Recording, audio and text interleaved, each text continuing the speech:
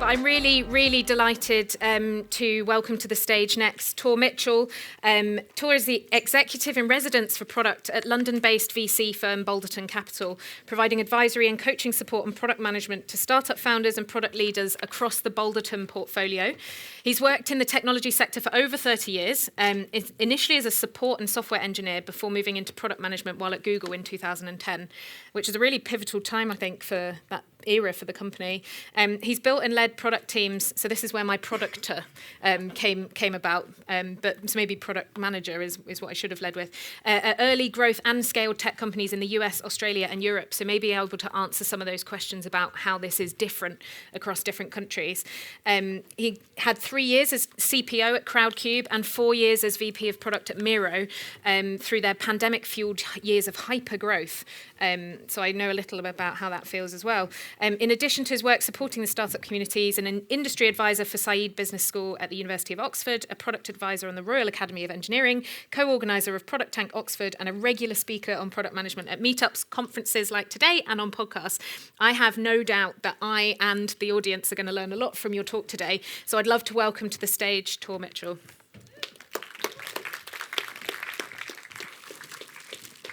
Thank you. Great to be here. Can people hear me? Okay, fantastic. All right, thanks for that welcome. That's saved me a bunch of time, which I'm going to need because we've got a lot to talk about today. Because what I thought I'd do today is perhaps something a little bit different from some of the talks I've given in the past. I now spend most of my time advising people on product management related topics. And those people run the full gamut from people who are aspiring to be PMs all the way up to founders and CEOs looking to build product teams. And as you can imagine, I'm asked a lot of questions. And some of those questions come up a lot. And I thought if there are people out there who like to ask me a lot of the same questions, maybe those questions will be relevant today. And so really, I'm just going to go through the questions I'm most frequently asked when I'm advising and coaching, particularly startups.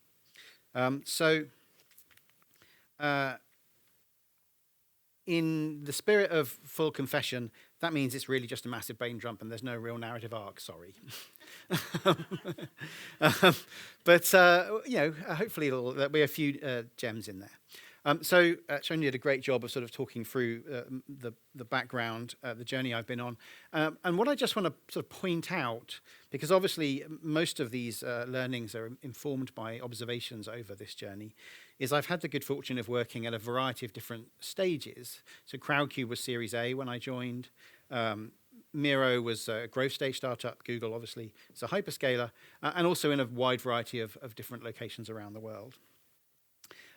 If you're not familiar with Balderton Capital, so that's sort of the primary constituency that I'm now coaching and advising. They are one of the larger London-based VC firms. They've been around for 25 years.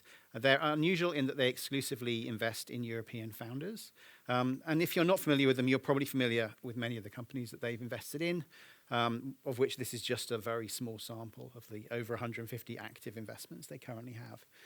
And so my role is essentially a coach and advisor to these companies. I'm not a VC. I'm not an investor.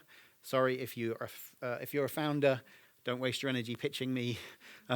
Won't get you very far.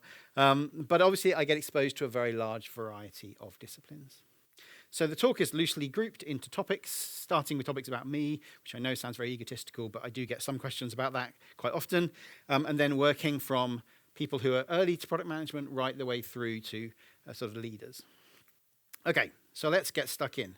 First question, most important question I'm asked more than any. How do you pronounce your name? Because despite what Marvel might tell you, my mother's from Norway, and in the Nordic countries, the H is silent. So it's not Thor, it's Tor, unless you're my mother, in which case it's Thor. Second question, what do you do exactly? And, as we've discussed, I coach and advise product people, but that almost always prompts the follow-up question. So what is a product manager exactly? I'm sure many of you are aware of this, but given it's so foundational to the rest of the talk, let's just take a couple of minutes to talk through that. Technology companies nowadays, regardless of size, almost exclusively build software in small teams we call product teams, normally about 6 to 8 people. The majority of the people in those teams are software engineers, but there's normally 3 key leads. A tech lead, who's normally the most senior engineer, a designer, and a product manager. And between those 3 people, their role is to ensure that the team is doing good work. Specifically, that they're building products that customers want or need, that generate value for the business, that users can figure out, and that are feasible to build with the resources available.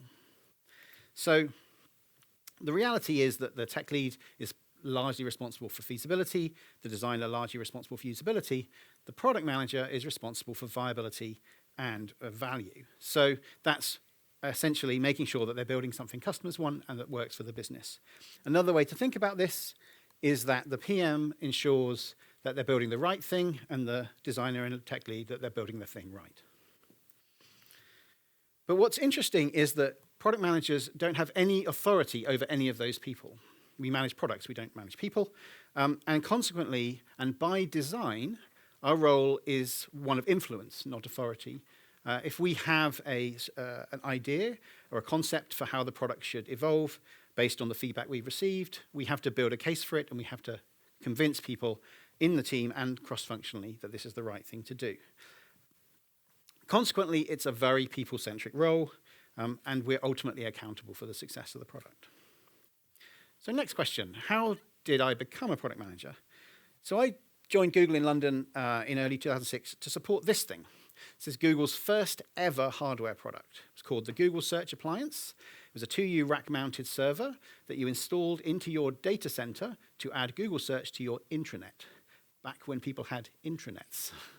It was actually a really good product, but obviously it quickly aged out. I joined in London as a support engineer, and then a year and a half later, with Google, moved to Sydney, initially to continue doing the same thing because the product was launching over there. But I found myself sat next to the team that builds Google's Maps APIs. Now, if you're not a developer, you might not be familiar with this, but essentially, it's a set of tools that allow third parties to use Google mapping technology in their own products. So if you've ever seen a map that's a Google map on a site that's not owned by Google, such as Rightmove, you're looking at the Maps API. And I quickly realized that I could be much more effective supporting that product because I had the engineering team and I could kind of elbow them if I needed stuff fixed. So I started doing that, did that for a couple of years, and then the PM of that team approached me and said, I'm going to go and do an engineering rotation. Would you like to cover for me, given you already know the product well and you know the team well? I thought that sounded interesting. It went well, and I was able to convert it and stay with that team for a number more years. So that was sort of how I kind of found my way in. And as we'll talk about later, that's not actually that atypical. Okay, next important question. Does Google really offer free massages?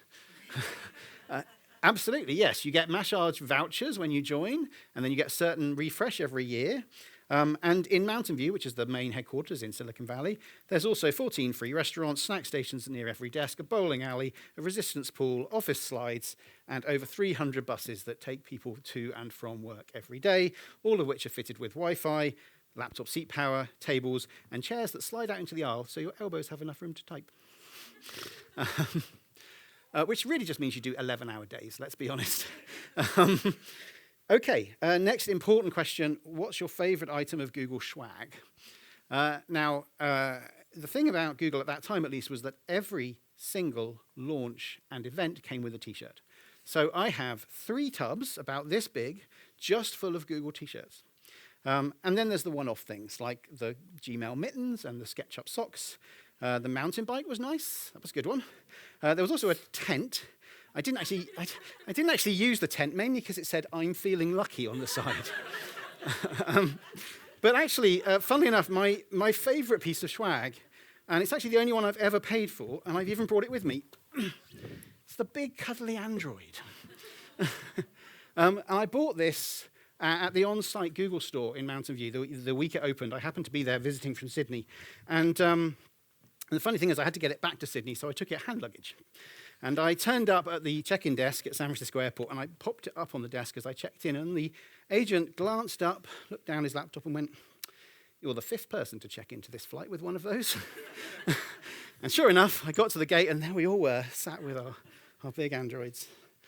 Okay, so moving on from Google, next personal question. Did you invest in Revolut on Crowdcube?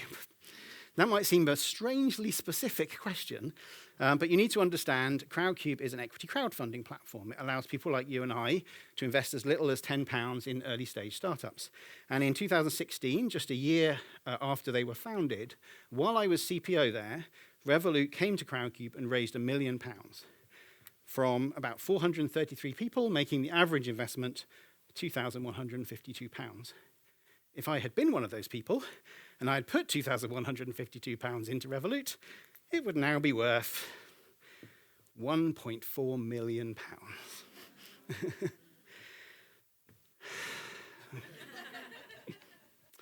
Yeah, let's not dwell on that, shall we? Okay, so what about Miro? Well, the thing about Miro that was most distinctive about my time there was the hypergrowth. And I don't use that word lightly. And because of the pandemic, if you're not familiar with Miro, it's a visual collaboration platform. It's kind of like an online whiteboard. We went from 300 people to 1,500 people in 18 months. It was quite dramatic. And it was exhilarating, but there are some unique problems that come with that kind of growth that I did not expect. For example, people join growth startups because they want to go on a growth journey. But if the business grows too fast, they cannot develop quickly enough to keep up with the demands of their role as it changes. And that means that everybody feels like they're falling behind or gets frustrated as more experienced people are inserted above them. Also, processes do not stabilize before you grow out of them, which cause no end of problems with OKR planning and performance reviews and all manner of other things. And I spent over 60% of my time in the first year just on recruiting. That's all I was doing. And it became overwhelming, and arguably, we overhired. Okay, last question about me. Which city was your favorite to live in? So I've had the fortune of living in a bunch of interesting places. They all have their strengths, but honestly, it's hard to beat Sydney. And I highly recommend if you ever have a chance to live there.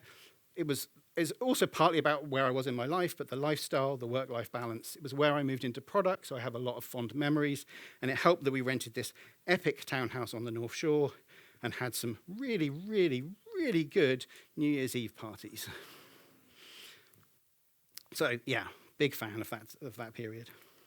Okay, so enough about me. Let's talk about product management. So we're going to start with how do you start? The questions I get from people who are interested in product management as a potential career path, starting with how do I break in? And really there are only two established paths. The problem with product management is you can't go and do a degree in it. So everybody needs some level of training. And there are a small number of large technology companies that offer dedicated graduate recruitment programs for product management. But there aren't many of them, especially in Europe, and they are extremely competitive. One of the things I'm proudest of at Miro was that I launched the APM program there. And in the last year I was there, we had 4 positions. We had 850 applications. So the reality is that by far the most common way, more than 95%, make the transition the way I did, by moving internally within a business. And I mention this specifically because recruitment of people into product management roles directly from outside when they have no prior experience is almost unheard of. So to move into the role, you have to sort of be tactical. You have to figure out how to make it happen by joining a business and then transferring later. And that means you need to look for companies that have existing well-developed product teams, find a way in using your existing skills, and then start to practice those product-like skills inside the business, build a relationship with the team, and make it known that you're looking for a transfer. Next one, do I need to code? This also comes up a lot and is rooted in the fact that some of the large technology companies in the US particularly historically preferred to hire computer science graduates to be product managers. But industry-wide, we long ago realized that was creating very, very homogeneous teams that weren't weren't at all diverse and were not therefore very effective at empathizing with the full range of the audience. And so the good news is no, you no longer need to be a coder or a software engineer to be a product manager, but I'm not going to pretend it's not helpful. And you don't necessarily need, and I'm not suggesting you all need to go and learn to code, but if you want to build a strong rapport with your engineering counterparts, if you want to be able to have high bandwidth conversations about trade-offs and design decisions, it helps to spend a little bit of time just understanding the fundamentals and some basic data analysis skills as well. So it's worth a little bit of investment. You just don't have to be a professional coder. should I do an MBA? So, as was mentioned in the intro, I do some advisory work and coaching for the business school in Oxford.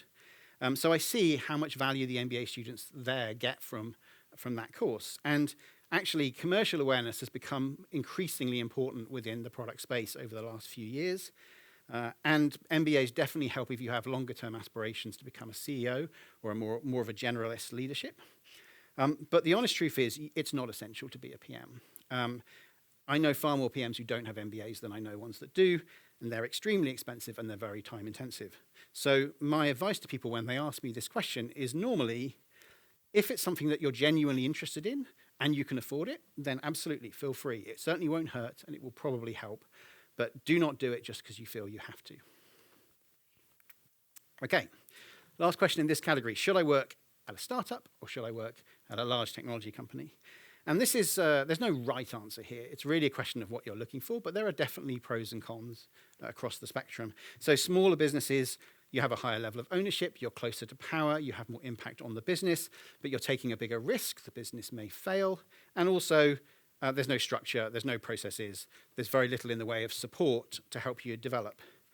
At the other end of the spectrum, it's kind of the opposite. You're surrounded by highly talented people, it's very structured, there's lots of support for development, but you're just a small cog in a large machine, and it's very hard to progress because the organization is so large and so bureaucratic. So the sort of undervalued middle ground is actually what I recommend to people, is find a growth stage startup, because you kind of get a bit of the best of both worlds. You get a team that's already established, a product that has clear product market fit. You get normally enough support and processes to thrive, but you also have enough influence and impact to be close to the business. Okay, right, let's get into the bones of actually doing the role. And obviously a big part of it is strategy and planning. So we'll start at the top. Product vision. So to talk about product vision, we first need to agree on some terms. So you've got company mission. Overall, what change is the business looking to affect on the world? Then you have company vision, which is what does the world look like if they succeed in that mission? And once you've got those in place, then we can talk about product vision, which is about how are we going to apply technology in pursuit of this mission. And so the point is that the product vision is when it starts to become real, when you actually start to talk about what are you actually going to do. And the result of that is that a good product vision is three things. It's one, tangible. That means it's concrete enough that you and your team can have a shared sense in your head of what the future looks like, what the product would actually be like to use.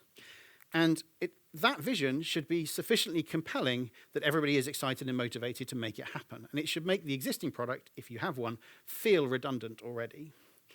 And lastly, it has to feel achievable. You have to believe that there is a path to actually making that happen with the resources and the time that you have. And then once you've got your product vision, you can start talking about strategy. And the problem with strategy is, and I'm not going to lie, I've struggled with strategy many times because it's such an overused word and it's so ill-defined. It's sometimes hard to really know if what you have counts as a strategy. But I really like this model. It's by a guy called Martin Erickson. It's called the Decision Stack. You can read more about it at thedecisionstack.com. And he describes strategy as the how of the vision and the why of your objectives. And I believe that good strategies have to answer a few fundamental questions. Firstly, what is your unfair advantage? What is the unique insights or people or technology that you have that gives you the opportunity to outcompete everybody else in this space? If you cannot answer this question, you do not have a strategy. You're probably just copying someone.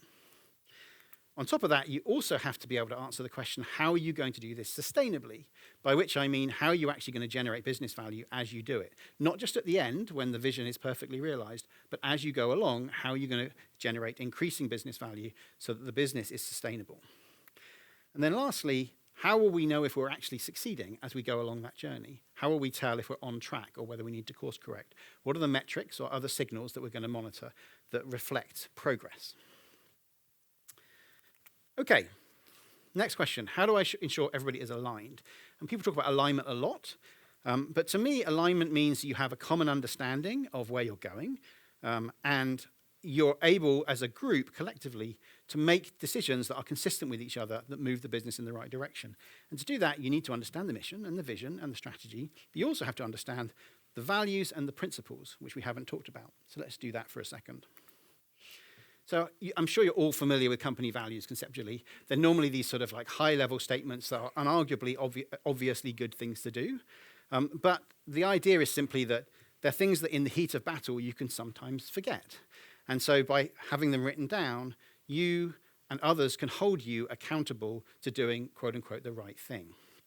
You can, in discussions and in meetings, say, you know what, I'm not sure this is aligned with our values. Principles, though, are different. They're similar but different. Principles are guidance for hard choices between equally good options. And they're a statement of trade-offs, and often expressed as these even-over statements. So, for example, if you were an e-commerce business, you could say, one of our principles is next-day delivery even over additional SKUs. So you're saying, it doesn't matter how compelling the additional things you might want to sell are, if we can't deliver it next day, it's against our principles to actually take it onto the platform. So you get the idea, right? It helps people make decisions consistently based on what matters to the business. So once you've got the strategy, the values, the principles, then you can constantly reinforce them, or you need to constantly reinforce them. You need to reiterate them at every opportunity, in every all hands, in every one-on-one, in every performance review. You just need to make it clear this is the language of the business. And you also obviously need to live them. Otherwise, you immediately devalue them if you don't make decisions that appear consistent with them. As Eric Schmidt used to say when I was at Google, repetition doesn't diminish the prayer. Okay, next question I get a lot. What's your recommended tool for insert your product management process of choice? My position on this is shared with a guy I used to work with at Google called Ken Norton, who wrote this great article called The Tools Don't Matter. And the basic premise is that tools will not make the difference between success and failure. Good PMs can get by with bad tools, but good tools won't save a bad PM. So just pick one and use it. All right, onwards. Frequently asked questions about managing your time. One of the biggest challenges of being a product manager, because there are so many things coming at you from every direction all the time. Firstly, how much time should you spend on discovery and validation? And my advice here is familiarize yourself with the one- and two-way door model that Jeff Bezos talks about that was introduced to Amazon very early on. There's some great videos online where he talks about this, and it was also referenced in Amazon's first shareholder newsletter. And it frames decisions around how reversible they are. In other words, can you change your mind later if you realize you were wrong, or will that be impractically expensive to do? And once you've got that framework in your head, then you can assess how much certainty do I need in order to make this decision? Because actually, for the vast majority of decisions are actually low-risk, easily reversible decisions. And so you don't need more than 60% certainty to make them. And that means in most cases, you can probably just rely on your intuition. You don't have to laboriously go and do the discovery and validation. Reserve that for the hard-to-reverse strategic decisions. That assumes, of course, that if you step through that two-way door and then you realize you've made a mistake, you have the humility and the psychological safety to say, I got it wrong. Right? If you don't have that, you have bigger problems. Okay, next up, how often should I be speaking to customers? So the important thing here is less about frequency and more about the habit. The mistake I see teams make is that they only speak to customers when they have something specific to ask them, rather than actually making it something that they do all the time. And the best teams I see put in a process whereby they have no choice but to speak to customers every week, or sometimes a couple of times a week. And so they'll have for example, a design ops team that actually goes and sets up calls without a topic.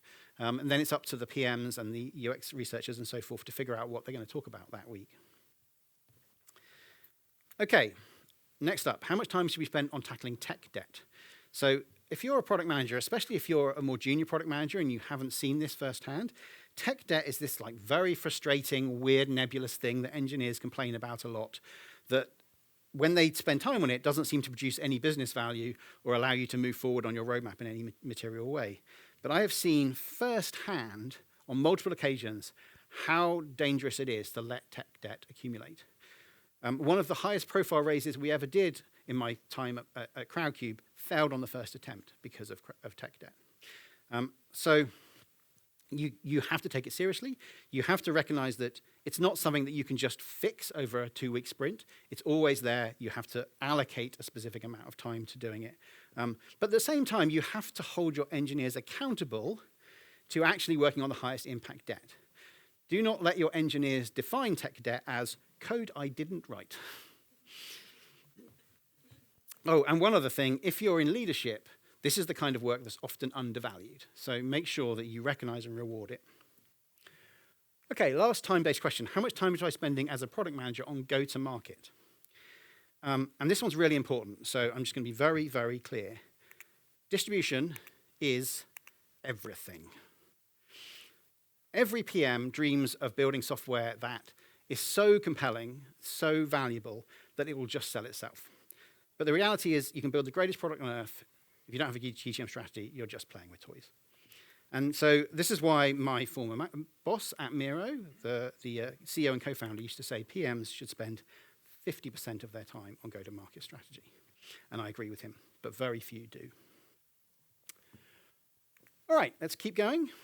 So, progressing as a product manager. First question I get asked on this is like, how do you progress through your career? It's like, what's the difference between a PM and a senior PM? And largely the subtext here is, what do I have to do to become a senior PM?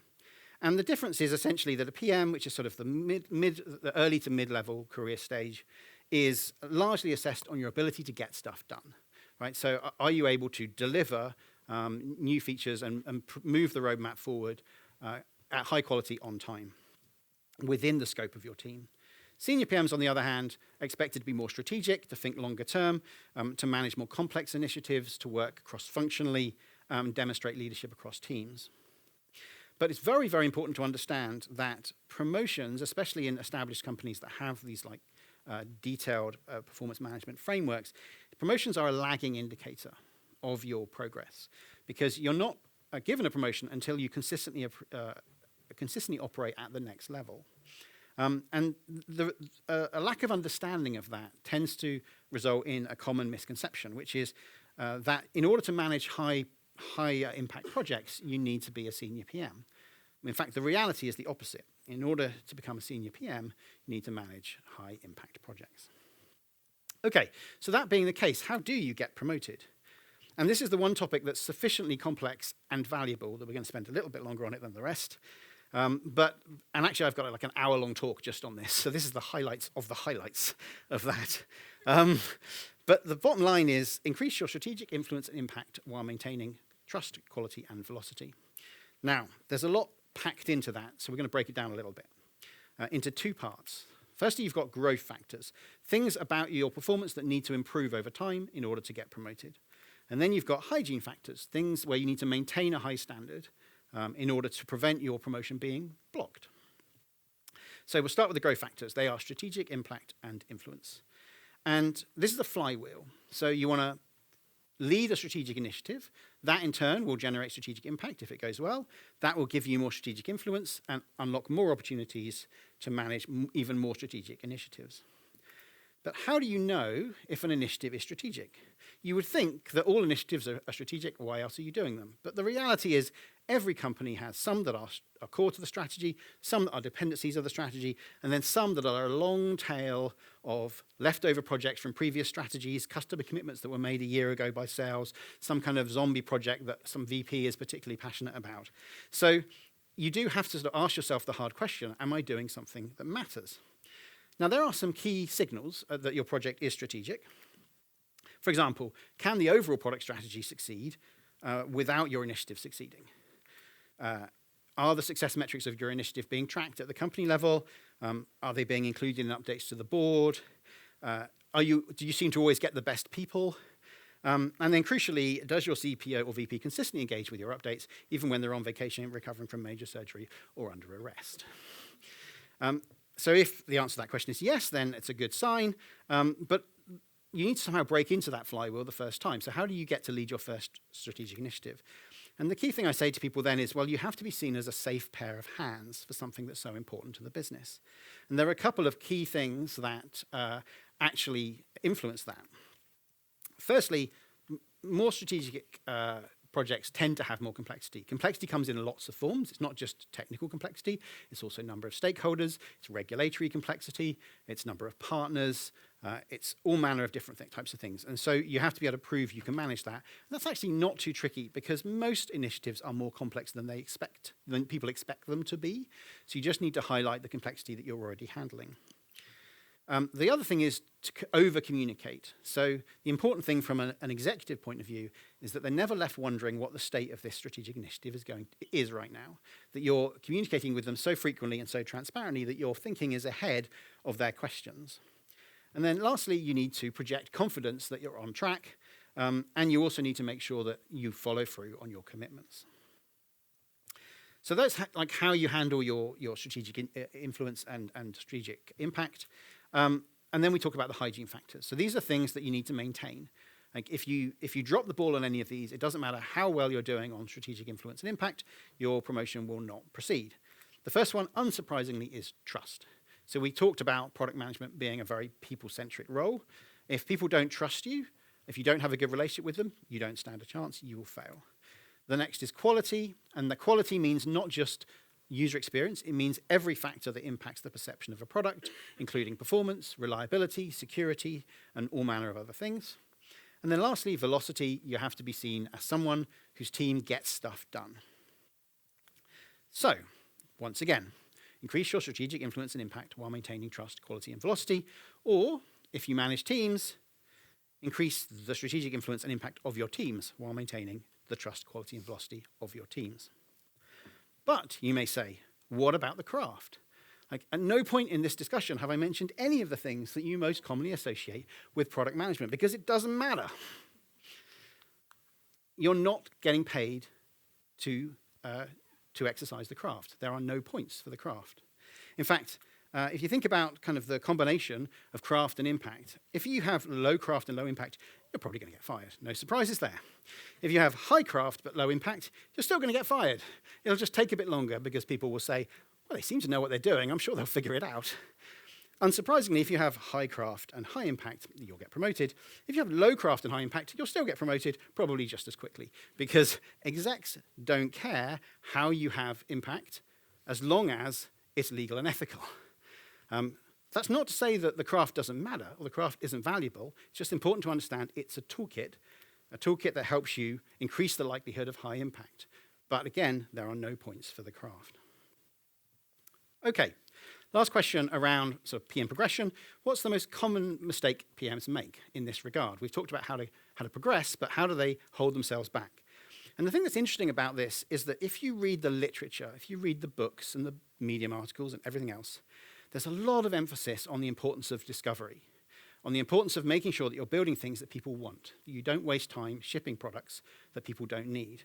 But actually, that's not the failure mode that I see in PMs most often. The failure mode is actually over-investing in discovery and moving too slowly. And the reason for that is that doubling the time in discovery doesn't double the chances of success. There are diminishing returns on additional validation. There's always the risk that it just won't work out.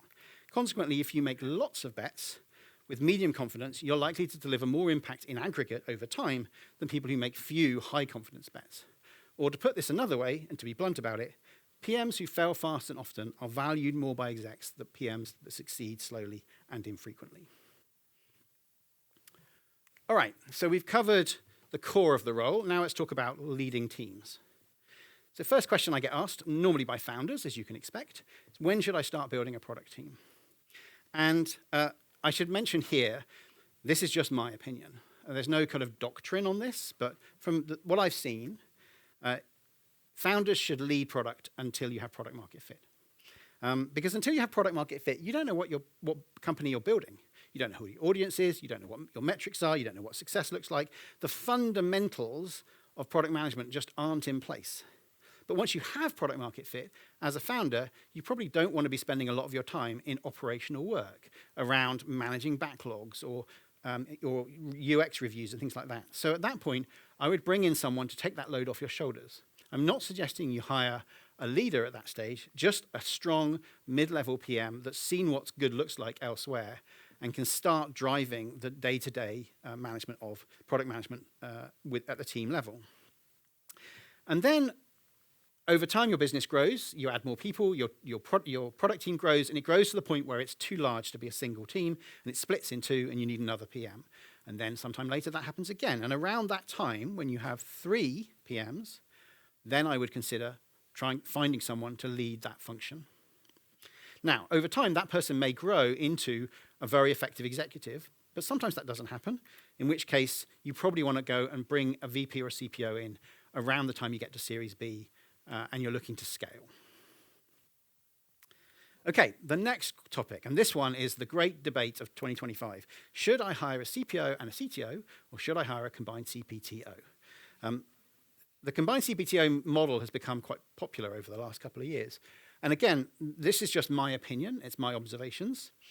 I believe this is a trade-off between speed of decision-making and quality of decision-making. And that might sound a strange thing to say, but there are absolutely circumstances in which making decisions fast are more important than making decisions perfectly. So the separate CPO and CTO, well, that encourages accountability. They will debate important decisions amongst them, and that can take time. So it tends to move a little bit slower, but the outcomes tend to be good. So it works well if you're in what we call a peacetime environment. But if you're in a wartime environment where you need to just move quickly, a single point of accountability tends to be more effective, although it's higher risk. Okay, next up, what should I look for when hiring PMs? And the advice I give people in this situation is focus on the things you cannot teach. And what I mean by that is you can put all the skills of a PM on a spectrum from easy to teach to hard to teach. And on the far right there, the easy to teach, you have things like tools and processes. If you've not used Jira before, I can teach you the basics in a couple of hours. If you've never been in a Scrum team before, I can send you on a 2-day certified product owner course. By the time you've done it, you'll have the fundamentals in place. And then in the middle, you have techniques. So these are things like writing good user stories or doing data analysis in SQL. These are things that that take a bit of practice, but it's eminently teachable, and you can learn it on the job. And then as you get to the left-hand side, we're looking at the meat and bones of the role now. Now we're talking about core competencies of a product manager. These are things that I can coach, but it's a significant investment in my time to coach. And so the more of these you have in place already, the more compelling you are to me as a candidate. And then on the far left, we have character traits. These are things that are about you as a person and your suitability to product management as a role in general. If you don't have integrity, there's not a lot I can do about that. If you're not naturally optimistic, there's not a lot I can do about that. And so for me, these are non-negotiables. Whereas competencies, the more the better. The other things, just not worth focusing on. Okay, next up. We talked about this point in time where you have to split your product teams from one to more than one, and then you have to make a difficult decision. How do you divide up the work? Right? How do you decide who's going to do what? And so I'm often asked what my recommendation is for how to do that. And my answer is, well, actually, there's no right way to do it. There are just a bunch of different ways you can do it, and they all have their own trade-offs. And so you need to decide which problem is the most significant problem you're trying to address, and then choose accordingly, and expect to have to mix it up every so often. So the most classic approach is just to break it down by component or by user journey and say this team owns the checkout flow, this team owns the sign-up flow, etc. And that works well. It's very common, particularly at larger firms. The problem is it does cause very siloed knowledge, and it can create territorial dynamics where teams don't like other teams working within their code base. Or you can say, and I've seen this work well, you can say, actually, we're going to do it by metric, right? We're going to say, like, you own these metrics, like conversion rate from visitor to registered, for example, or monthly active users or something like that. And the nice thing about that, it's very clear. Teams understand how their performance is going to be measured as a team. You can set goals very easily, and they're very connected to the business goals. The downside is there are some projects that just don't fit into that model. And we tried something like this at Crowdcube, and then GDPR came along. We're like, where do you put that? And of course, you give it to a team that's, for example, already responsible for acquisition, and they resent you giving it to them because it's not going to help move their metrics. It's just going to consume time that they should be focusing on their core metric. Or you can say, in a marketplace, you can split it by audience. You can say, we'll have a buyer's team and a seller's team, or a rider's team and a driver's team. And that's really good for driving empathy with the audience, helping them understand those personas, and really building a strong relationship with the people they serve. But over time, it can cause the teams to over-rely on user feedback and lose touch with the larger business goals. And then there's a sort of the emergency case, which I do not recommend, which is where you do it on an initiative-by-initiative basis. This tends to happen when you're under-resourced, and there are just some things you can't escape doing, but it's a really sort of poor model in the long term because there's no long-term ownership, and everything tends to have to be rewritten from scratch. So, as I say, apologies for not giving you a clear answer to this, but you need to decide what's our main problem here. Is it that the teams are not sufficiently connected to the business metrics? Is it that the teams are not sufficiently well connected to the personas? Is it that there are components that are completely unmanaged? And then decide which model will fix that for you. All right, next up. I get this question from founders more than any other.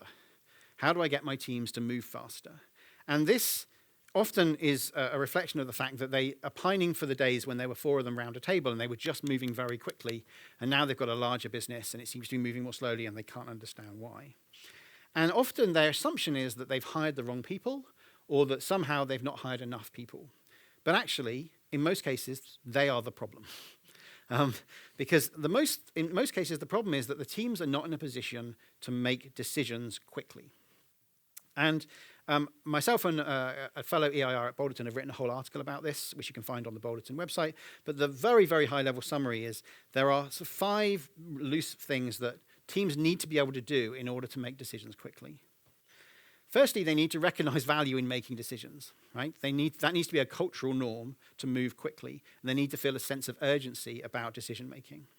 One of the most formative experiences for me was when I moved from the Maps team at Google to the Google Plus team at Google. And some of you may remember Google Plus, failed experiment in building an alternative social network, but it was a real business-critical, existential, fast-moving project. And one of the things that was interesting about that team was everything about it was optimized for rapid decision-making. They need to feel trusted and psychologically safe. They need to be empowered to make decisions.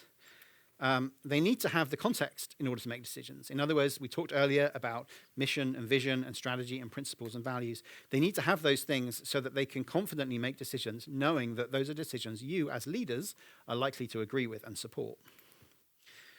They need to be not subject to a lot of process or a lot of micromanagement. So it can't be that they have to run every decision up through the hierarchy to get it approved. It can't be that they have to drive consensus, which is often seen as a good thing because it means everybody has a voice, but it just doesn't scale beyond a certain point, right? And the worst thing is when you get consensus theatre, where everybody has to sit around a table and everybody has to nod and say, I agree with this, before any decision can proceed. And another dysfunction I've seen is dogmatism, where you have teams that are who are so committed to best practices in product management that they won't let a single decision through unless it's backed up by research and by data. And that, again, just takes too long.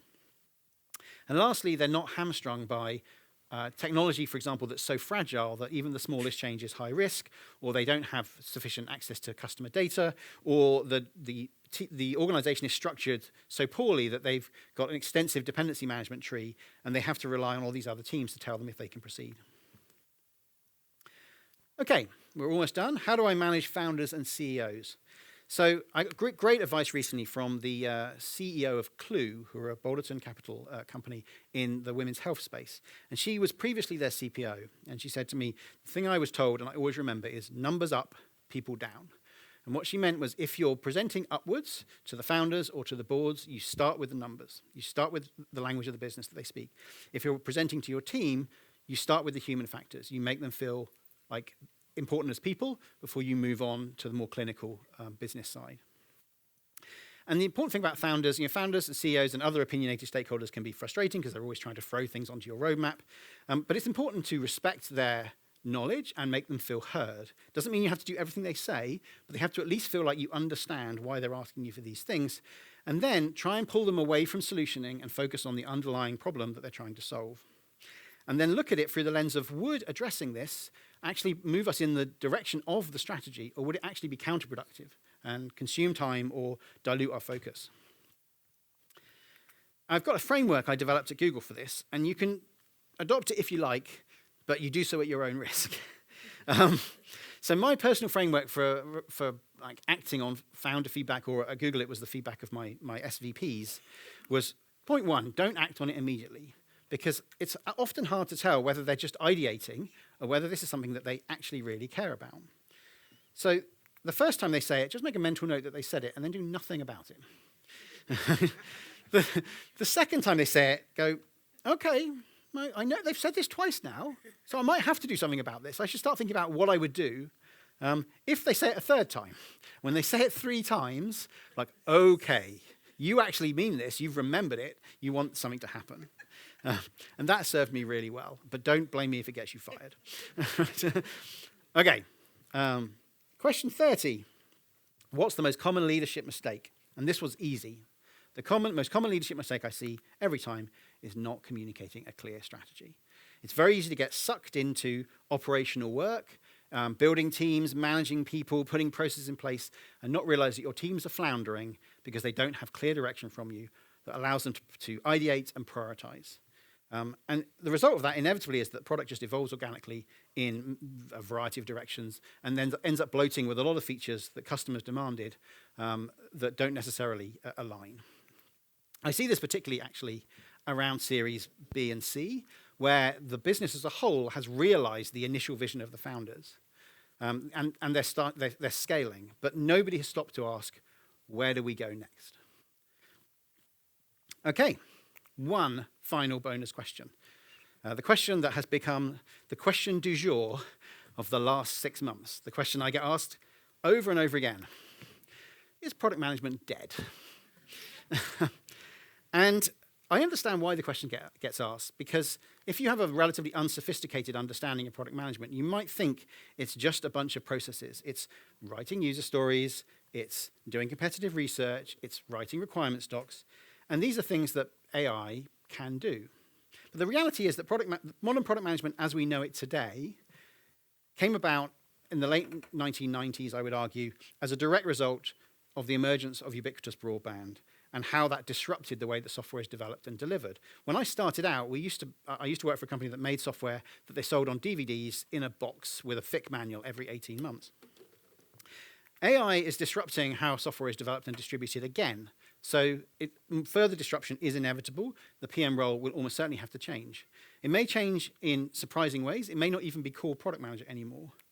But the best PMs are not the best PMs because they write better user stories or they write better PRDs. It's because they can handle the human element of the role. They can inspire people, they can build trust, they can resolve conflict, they can influence strategy.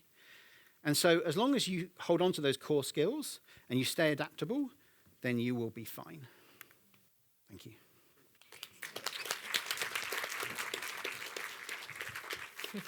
Don't forget your Android.